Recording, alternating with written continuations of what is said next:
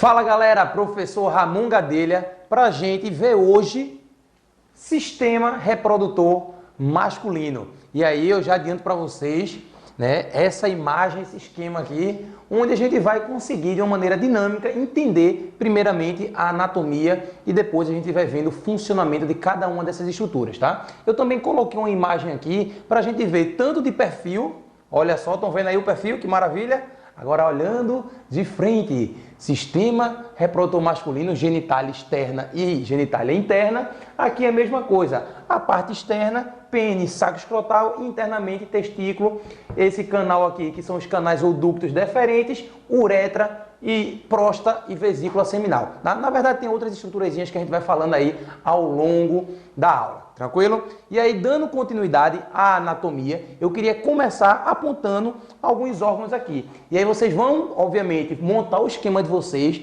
também desenvolver essa arte maravilhosa no seu caderno, para que você também possa ir de maneira prática e aprendendo.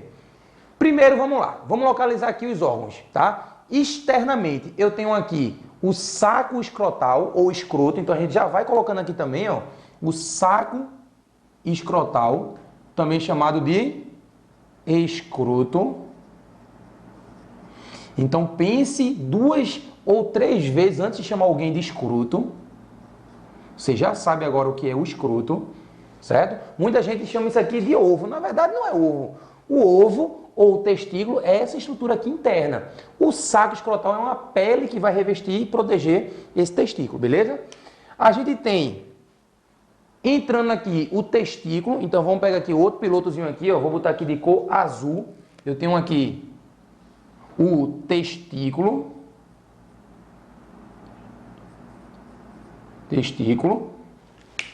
Aí aqui a gente tem, olha aqui, essa bolsinha em cima do testículo. Olha aqui também, ó, essa bolsinha aqui, que na verdade são vários canalículos que enovelados, que a gente chama de, vou botar ele aqui de vermelho, vou respeitando as corzinhas. Essa estruturazinha aqui é chamada de epidídimo, ok? Subindo aqui, a gente vai ter esse canal, olha ele aqui também, ó. Subindo aqui, a gente tem esse canal, que são os canais ou ductos deferentes. Então vamos ter ele aqui, ó. Eu tenho o canal ou ducto deferente.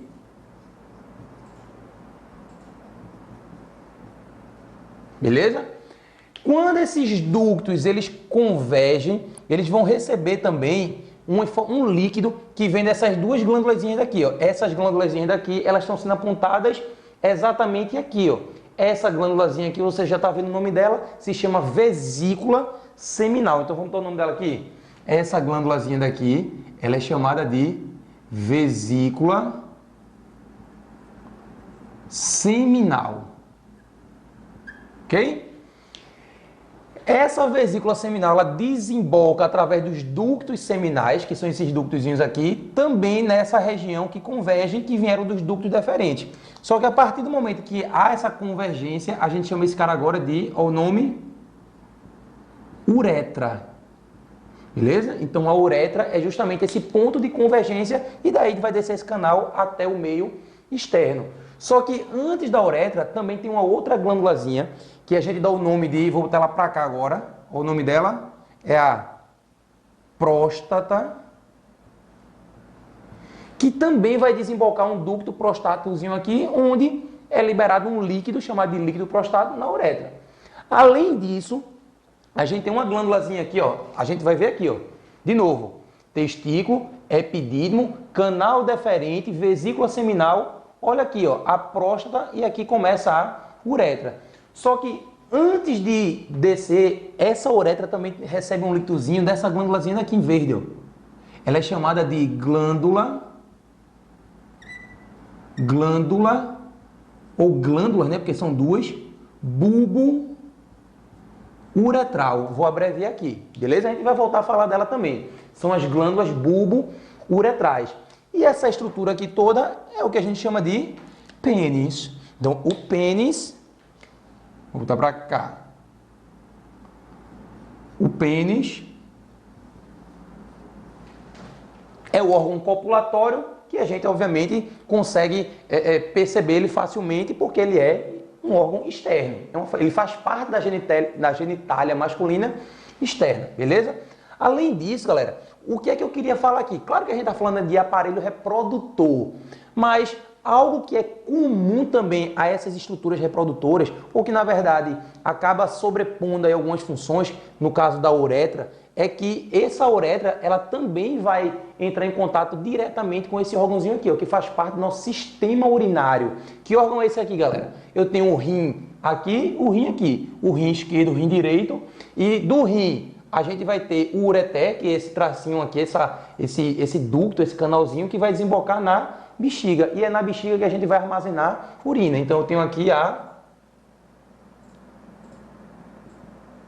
bexiga e obviamente aqui seriam os ureteres. Beleza? Então a gente consegue aí ver, né, de uma maneira bem geral a anatomia. É só isso, Ramon? Não, a gente vai aprofundando aos pouquinhos.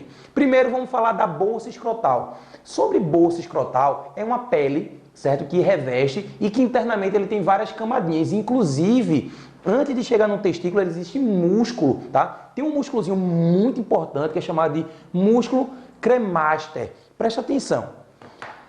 Essa estruturazinha aqui que a gente chama de testículo é o que também é conhecida como gônada. A gente tem gônada, o homem tem gônada e a mulher também tem gônada, ou seja, o homem tem o testículo e a mulher tem o que a gente chama de ovário, mas ambas são gônadas. Qual é a grande diferença? A grande diferença está principalmente na anatomia. A gônada feminina, ou seja, o ovário fica internamente e a gônada masculina foi jogada para onde? Para fora. E isso tem tudo a ver com essa musculatura. Por quê? Porque quando a gente fala em testículo e ovário, a gente está falando na produção de gametas. E aí o que é interessante, a partir de agora você já entende o porquê que o saco escrotal e, consequentemente, o testículo foi jogado para fora. O saco escrotal, obviamente, é o local que vai abrigar e o testículo foi mandado para fora por qual motivo?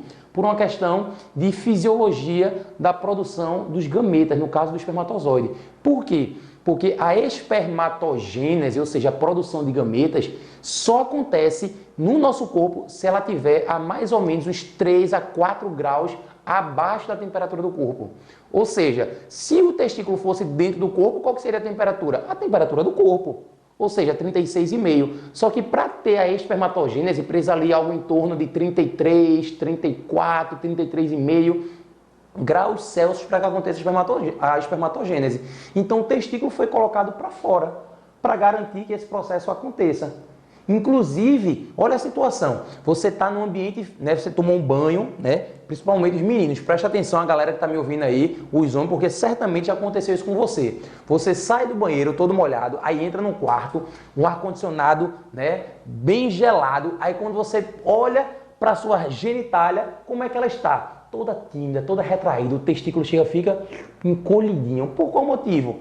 Porque existe uma musculatura que, ao perceber o frio, ou seja, um ambiente muito frio, a temperatura muito baixa, a temperatura ideal é algo em torno ali de 33 graus. Só que se cair muito a temperatura, o que acontece? É ruim também. Então a gente precisa fazer o quê? Esquentar. Como é que esquenta? O músculo, esse músculo aqui, o cremaster, ele contrai e ele eleva esse testículo para próximo do corpo, para garantir esse aquecimento. Da mesma forma, se tiver muito quente, muito calor, o que acontece? Esse músculo ele relaxa e o testículo é jogado lá para baixo. Por quê? Porque aí, como já está muito quente, se ele ficar perto do corpo, ele vai se aquecer mais. Então ele é lançado para fora. Então essa musculatura garante aí um controle de temperatura, beleza? Então a gente consegue ver aqui, né, o saco escrotal e o testículo sendo abrigado. Mas observa que existem várias camadinhas, várias faces. Mas a nível de ensino médio, galera, não se preocupa não, que isso é o mais importante, tá? Lembrando que esse cara aqui, o testículo no caso, ele fica, quando a gente é um embriãozinho, quando a gente está se formando, essas gônadas, tá? Tanto no homem quanto na mulher, ela fica internamente. E a partir do momento que a gente vai se desenvolvendo, vai acontecendo uma diferenciação nessas gônadas. E aí, essa gônada que estava aqui no canal inguinal, ela vai descer, no caso do homem, vai descer e vai para o saco escrotal, e no caso da mulher, ela permanece lá dentro. Só que em alguns bebês do sexo masculino, o que é que pode acontecer?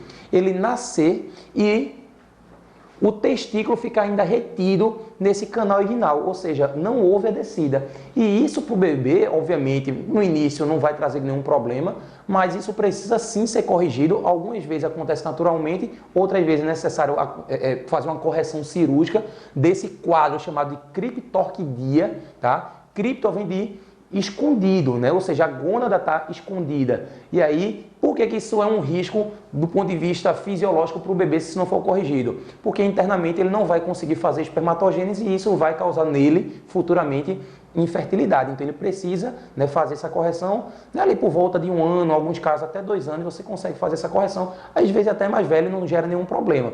Em outros casos, sim. Geralmente, aí Ramon, qual é a causa disso?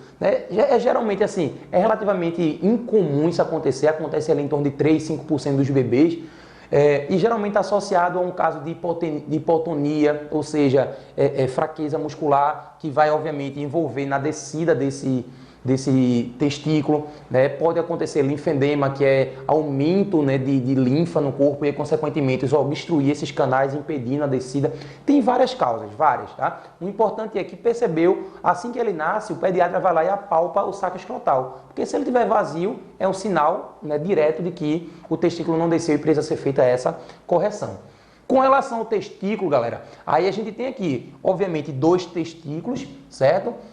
E esses testículos são os caras mais importantes do ponto de vista funcional associado à reprodução. Por quê, Ramon? Tá? Muita gente só se preocupa com esse cara aqui, né, com o pênis. Mas, na verdade, o testículo é muito importante do ponto de vista funcional. Por quê? Porque ele está associado a 2 processos importantes. Um é a produção de gametas masculinos, a espermatogênese, Gênese me diz origem, espermato de espermatozoide, de gametas masculinos. Mas ele também está associado à produção do principal hormônio masculino, que é a testosterona, um esteroide que está associado não só às características masculinas, primárias e secundárias, mas também garantir o processo de espermatogênese. Então essa gônada, ela garante essa função para a gente e para o homem, beleza? Agora, olhando o testículo com mais calma, né, aí a gente precisa... Olha o testículo, tá aqui, ó. Ele aqui, ele é abertinho, mas eu quero pegar esse testículozinho aqui e cortar ele. Olha só, sinta esse corte acontecendo, tá? Nessa posição aqui, né, transversal, e a gente vai ter vai conseguir observar ele por dentro. Ramon, por dentro, o que é que a gente consegue observar no testículo? Presta atenção. Primeiro ponto, o laranjinha aqui. Esse laranja, eu vou chamar ele de, olha o nome, túbulos seminíferos. Ramon, o que são esses túbulos seminíferos? É um conjunto de túbulozinhos que ficam protegidos por esse tecido conjuntivo azul que eu coloquei aqui. E esses túbulos seminíferos são tubos enovelados que apresentam no seu interior, vou colocar aqui de vermelho. Presta atenção. De vermelho encontra-se aqui várias célulazinhas. Estão vendo aí as células em vermelho? Essas célulazinhas aqui, galera, elas são chamadas, vou botar aqui, ó. Elas são chamadas de espermatogônias. Ramon, que danado é uma espermatogônia? Espermatogônia é uma célula que vai começar a se dividir, sofrer várias mitoses, se transformar em outras gônias ou em outras espermatogônias, que é a mesma coisa. Gônia ou espermatogônia é a mesma coisa. A diferença está na intimidade. Gônia, né, para os mais íntimos, é a mesma coisa. E aí, essas espermatogônias são elas que vão se diferenciar, depois de várias mitoses, passar por meiose, para que haja a produção do gameta do espermatozoide. Então, é aqui dentro desses túbulos que os gametas vão se formar. Aí, esses gametas começam a andar, percorrer e caem nessa rede, nessa malha de tubos, que a gente chama de rede testicular. Então, essa regiãozinha aqui, vou puxar um zoom aqui para cima, ó. Essa regiãozinha aqui é chamada de rede testicular. E dentro dos túbulos seminíferos, qual é a primeira célula que eu falei? São as espermatogônias. Espermatogônia. E é a espermatogônia que vai se diferenciar e se transformar em espermatogônia. espermatozoides. Ramon, e esses espermatozoides, eles estão prontos para sair? Sim, e agora eles já podem vir para essa rede testicular, amadurecer. Claro que eles vão passar por uma série de amadurecimento, que a gente vai voltar a falar sobre isso, e esse processozinho aqui que eu falei para vocês se chama, espermatogênese, beleza? A gente volta a falar sobre isso. Mas quando eu falar para você onde é que ocorre a espermatogênese, já cai isso na sua cabeça. Ocorre nos túbulos seminíferos. Ramon, é só isso que tem? Não, tem mais coisa. Essas células aqui em vermelho, ou desculpa, em verde, vou puxar ela para cá. Essa célulazinha aqui em verde, tá? Ela se chama... Todas essas células aqui, né, tem várias funções, mas o nome dessas células, é importante vocês, né, identificarem já o nome delas, é chamada de células de Leydig, ou também chamada de células intersticiais. São essas células de Leydig que vão estar associadas na produção de testosterona. Então, a produção de hormônio masculino depende da função dessas células. Então, elas são células secretoras, né? Ou seja, são células endócrinas, são células associadas à liberação desse hormônio, que é a testosterona. Então, fica ligado. E qual é a função da testosterona? Garantir a diferenciação das estruturas genitais, ou seja, características sexuais primárias, mas também desenvolver características sexuais secundárias, voz, né, pelos pubianos, tudo isso, né, musculatura, aumento de síntese proteica, já que esse hormônio desempenha todas essas funções, ok? Além disso, eu vou destacar também uma outra célulazinha aqui que está em preto. Essa célulazinha aqui, galera, elas se chamam células de Sertoli. Células de Sertoli são células triangulares, né? Ela tem esse formato piramidal. E basicamente o que acontece? Entre uma célula e outra, elas estão mais ou menos assim, ó. Imagina que aqui fosse uma célula de Sertoli, aqui fosse outra célula de Sertoli. Entre elas existem várias comunicações. Lembra das junções comunicantes, das junções gap, aqueles canais que ligam uma e outra? São esses canais, juntamente com várias zônulas de oclusão, existem aqui zônulas de oclusão, que impede que corpos estranhos possam estar sendo passados por aí. E essas células, inclusive, têm uma atividade imunológica, ou seja, elas defendem o interior do testículo, né, destruindo esses patógenos. Então, as células de Sertoli, elas garantem para a gente uma defesa. Além também de garantir nutrição, ou seja, pegar nutrientes, né, e também gases de vasos sanguíneos que estão passando por aqui e distribuindo para outras células. Então, essa basicamente aqui é a estrutura interna do nosso testículo. Depois que o espermatozoidezinho é formado aqui no túbulo seminífero e passa para a rede testicular, a gente tem aqui esses canalículos que começam a convergir, ficam canais um pouco maiores, e aí eles são chamados de, vou botar para cá, ó, esses caras são chamados de ductos eferentes. Ductos eferentes, que são esses ductos que estão saindo. Esses ductos eferentes começam a convergir e vão virando ductos maiores e que começam a se novelar. Só que quando esses ductos maiores se novelam já fora do testículo, aí agora não é mais testículo. Aí agora a gente chama esse cara de quê? Esse carinha daqui agora se chama epidídimo.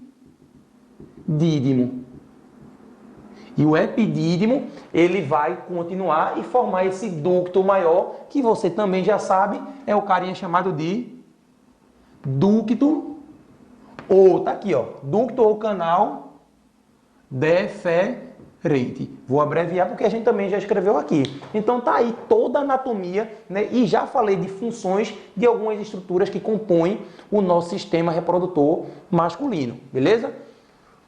Quanto à espermatogênese, vou passar rapidamente esse slide, porque a gente vai ter uma aula só sobre isso.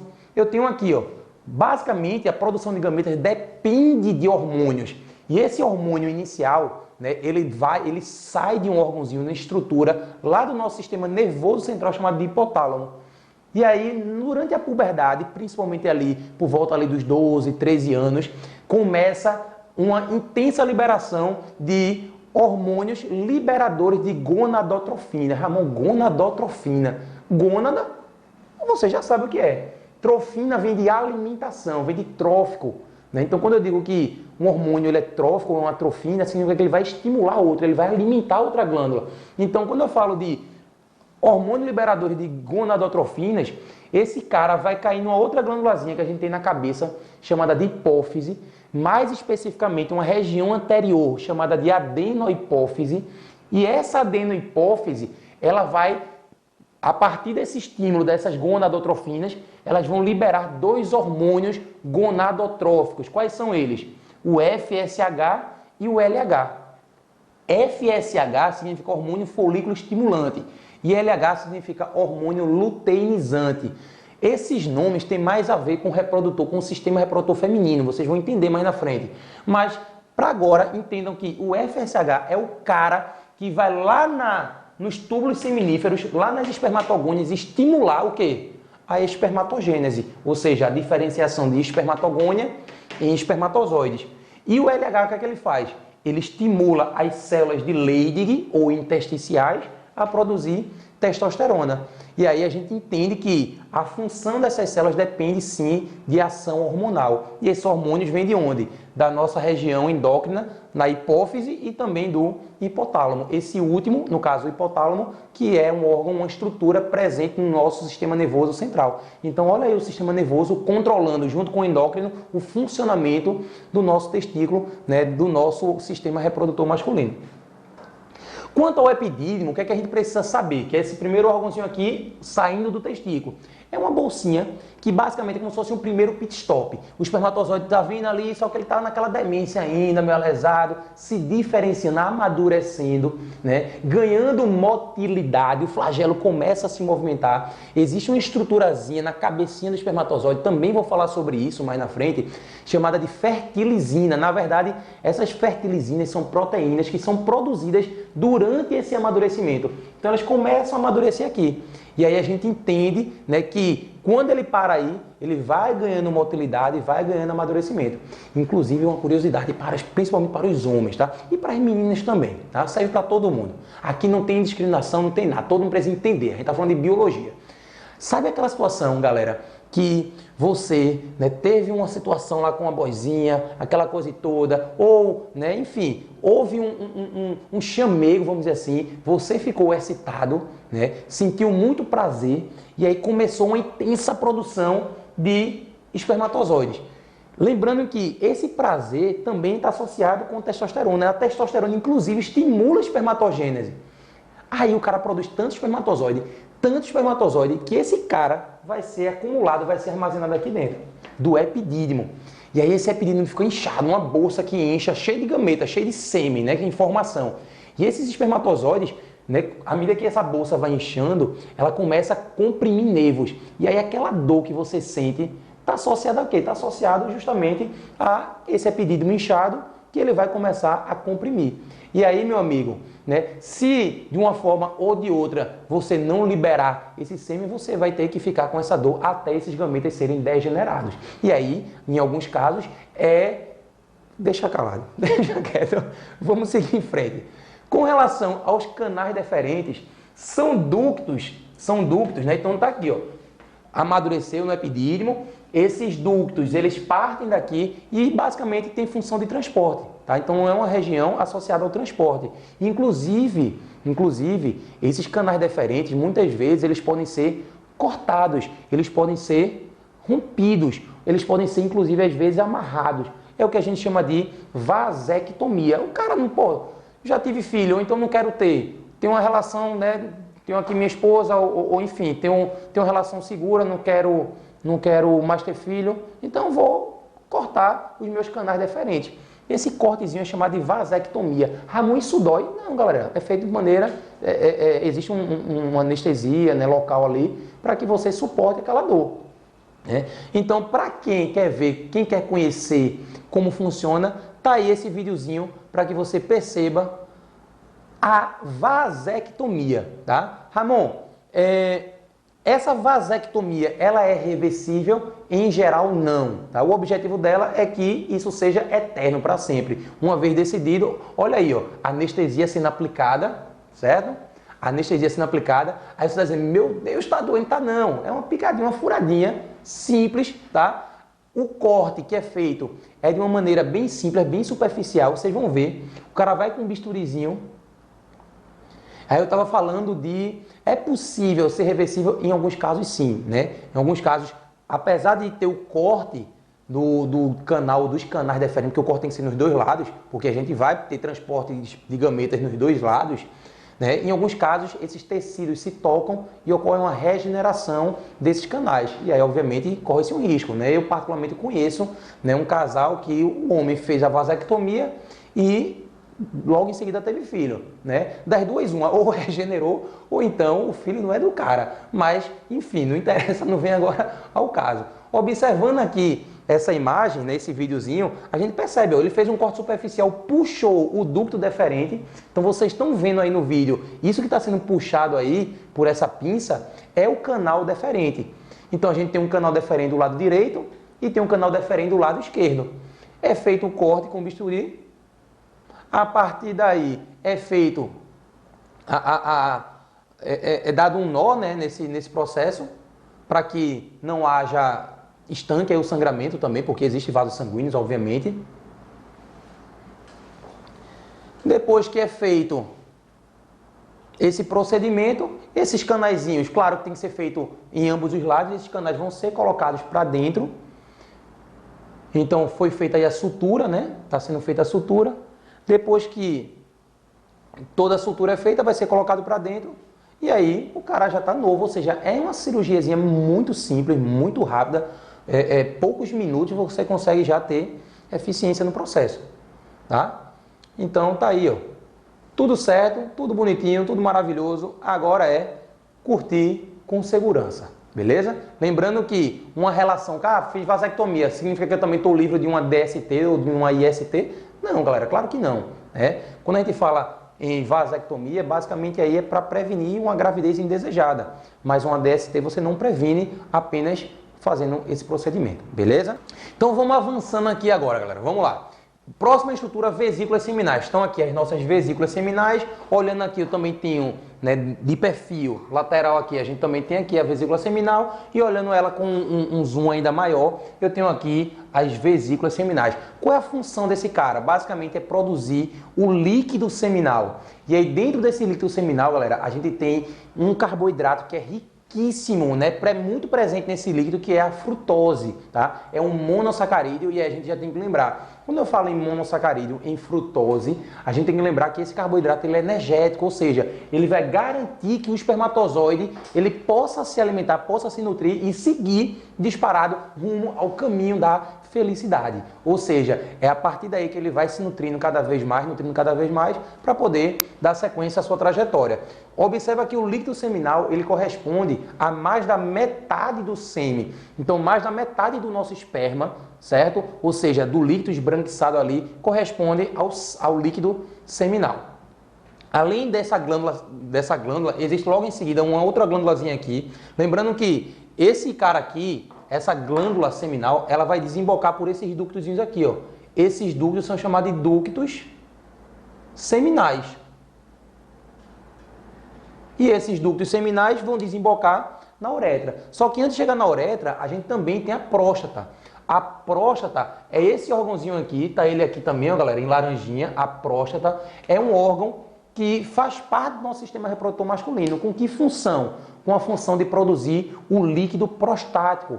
E esse líquido prostático, ele é rico em uma solução alcalina, ou seja, básica, que tem como função neutralizar o pH vaginal, tá? O pH da vagina é extremamente ácido, justamente com o objetivo de quê? De impedir a proliferação de micro-organismos. Então, tem um canal vaginal e ali o meio ácido evita a proliferação de bactérias, de fungos, embora algumas bactérias e fungos habitem ali aquela flora que a gente chama de flora vaginal. Só que o pH prostático garante que o espermatozoide ele possa passar, porque o espermatozoide ele é muito sensível a essa acidez vaginal. E aí esse líquido acaba garantindo isso, neutralizando o pH da vagina, beleza? Então tá aqui, ó. A gente tem a vesícula seminal, olha aqui o ducto seminal e aqui a próstata liberando aqui o líquido prostático. Aqui, a partir de agora, a gente já tem aí a uretra, beleza? Detalhe importante, galera, e aí vale aqui uma observação, um parênteses, tá? Olha uma próstata normal, olha uma próstata hiperplásica, ou seja, uma próstata ali com células anormais se multiplicando além do normal, ou seja, o órgão acaba crescendo, fica hipervolumoso e, consequentemente, a gente chama isso de tumor, é um tumor de próstata, que pode ser benigno ou maligno. Como é que é feito isso? Basicamente tem o exame de sangue, né? Existem proteínas a nível de sangue que a gente pode identificar, embora seja um pouco ainda inespecífico, e existe o toque retal. O toque retal é aquela posiçãozinha que, inclusive, galera, é uma pena, é triste ainda acreditar que existe muita gente, né, com, sei lá, né, com preconceito, com, né, até imaturidade mesmo, para entender que, na verdade, isso aqui é para a sua saúde. Só para vocês terem ideia,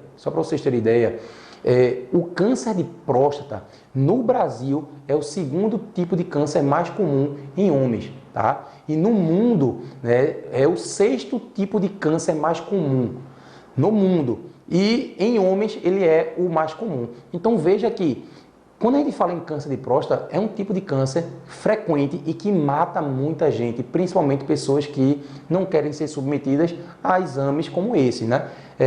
Claro que não é o toque retal e não é o exame de sangue que vai determinar a presença de um tumor ou simplesmente determinar o tipo do tumor, né? Esses caras aí, eles trazem indícios, né, de uma hiperplasia e aí o médico muitas vezes vai ter que fazer um exame mais invasivo, uma biópsia, para ver se realmente é um tumor e se é um tumor, se ele é benigno ou maligno e de que tipo ele é, porque existem vários tipos de tumores, beleza?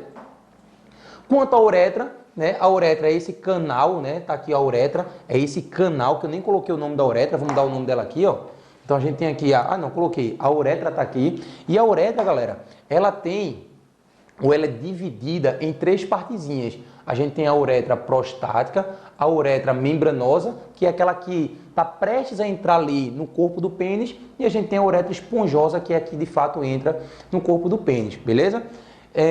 Basicamente a função dessa uretra no homem é dupla. Função reprodutora. Por que função reprodutora? Porque vai estar associada ao transporte do sêmen dos gametas também.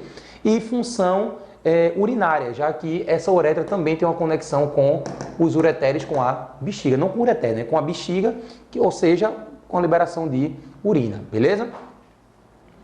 Já as glândulas bulbouretrais são essas glândulazinhas aqui, ó, que fica logo na entrada do pênis. Essas glândulazinhas aqui, elas têm como função produzir um líquido chamado de líquido de Cooper. E esse líquido é uma solução bem transparente, né, que tem como função lubrificar a uretra, limpar e lubrificar essa uretra. Ou seja, permitir que o espermatozoide, porque a urina ela é ácida. Lembra que eu falei que o espermatozoide não gosta de acidez? Então esse líquido de Cooper ele já ajuda nessa limpeza, né, e nessa lubrificação. E aí o esperma pode passar com mais tranquilidade. Inclusive, né, às vezes, na maioria das vezes, a gente percebe antes da ejaculação a saída de um líquido pré-ejaculatório. Aquele líquidozinho ali, basicamente, ele é composto de líquido de Cooper. Ramon, esse líquido ele pode engravidar, né? A mulher pode engravidar simplesmente tendo esse contato, né? Às vezes você está tendo uma relação, num processo chamado de coito interrompido, antes de ejacular, o cara sai, tira. E aí o que acontece? É possível acontecer um processo de fecundação? Difícil, galera, é muito difícil, mas pode. Ou seja, se pode, tem risco, né? E aí, se você sabe, se você agora já tem consciência sobre isso, então você está assumindo risco, além, obviamente, de DSTs, que aí é uma outra questão, um buraco muito mais embaixo, beleza? Então, cuidado com isso aqui, galera. Quando a gente fala esperma, esperma é diferente de espermatozoide. Espermatozoide é a célula, é o gameta. Esperma é o líquido, tá? É o composto, que também tem espermatozoide. Tem espermatozoide, mas também tem líquido seminal. Primeiro, me diz, onde é que espermatozoide é produzido? Aonde? No testículo. Mas aonde especificamente? Nos túbulos seminíferos, beleza? A partir dessas células aqui das espermatogônias. A gente tem líquido seminal produzido aonde? Vesícula seminal, líquido prostático produzido na próstata, a gente tem líquido de Cooper produzido nas glândulas bulbo-uretrais. E aí, isso tudo aqui é que compõe o esperma. Ramon, o cara fez uma vasectomia. Você vai continuar liberando esperma? Vai. Só que a vasectomia é o corte dessa área daqui, ó. Significa que eu cortei esse ducto, significa que daqui para frente o que for produzido, ou seja, líquido seminal, prostático, de corpo, tudo isso vai ter. Só não vai ter o quê? Espermatozoide. Por isso que o cara fica infértil, por isso que o cara não consegue mais promover fecundação, beleza? E por fim, a gente tem o pênis, tá? O pênis que é uma estrutura bem interessante do ponto de vista anatômico, né, estrutural morfológico, porque muita gente acha, pênis, o que deixa o pênis ereto é o que? É músculo? Não, o que deixa o pênis ereto, na verdade, é sangue, tá? Existe muito sangue que quando existe o estímulo, o prazer, existe um processo de vasodilatação. Observa que eu tenho aqui, ó, em verde, isso aqui é nervo.